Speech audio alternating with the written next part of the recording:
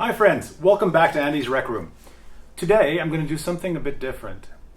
Often people want to compare recorded sound to live sound. And I've been tuning my Pole Katz a fair bit over the last few days. So what I'm going to do is I'm going to play some live saxophone. I'm going to record it on the two mics. Very much like the last video I did, same configuration, which is not optimal, by the way, for recording sax, because there will be a fair amount of room sound recorded. And when we play it back, it'll sum with the room sound again. So you will be hearing a bit more room sound in what I'm going to do afterwards, which is record the speakers playing exactly the track I just recorded. You will get an A/B comparison between the two. Hopefully this will help a little bit in terms of deciding if this type of flavor is for you guys, the open baffle concept. It's been quite satisfactory over the last little bit. I'm really enjoying it because it gives a much more expansive sound with the reflection off the back wall, and it creates a very natural listening environment. Again, as I mentioned before, I wouldn't use it for mixing. I have a dedicated mixing system for my professional work. This is purely for musical enjoyment. So we have to qualify these things. It's not designed to be a reference system or a mixing system or a mastering system. It's purely for musical enjoyment. And so far, it's been extremely pleasurable. So what I'm going to do now, I'm going to play a little bit on the saxophone, just a couple little quick notes, and then what we're going to do is I'll stop the video, I'll take the track because I'm recording this audio on a separate computer, bring it back to the computer behind me, and play it back, and we'll have a listen.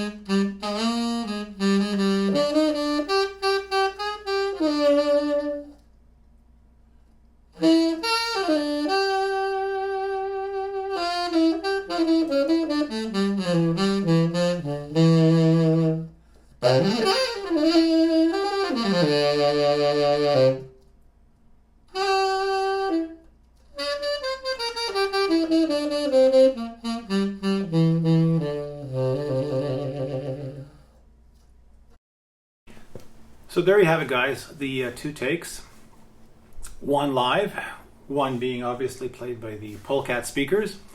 And just to let you know, the tracks will be normalized and level matched. There is no EQ, no processing, no compression, nothing on the recordings. They are just straight off the floor.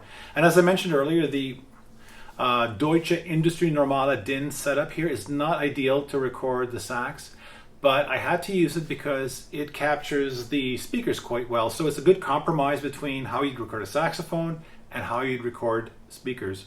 For my next video, I'm going to return to my wide space stereo, of course, because it's the most accurate representation of how they sound in the room, because oddly enough, where the mics are placed right now, they capture a bit more room sound than you'd actually hear if you're present in the room. And I hope you enjoyed it. I hope it was informative. Please subscribe. It helps a lot for a new channel like myself, and I hope you enjoyed it. And I should be back next week with some very exciting changes in my system. There are going to be some new amps and some new setups, and it's going to be a lot of fun. Please come back, and thank you very much for watching.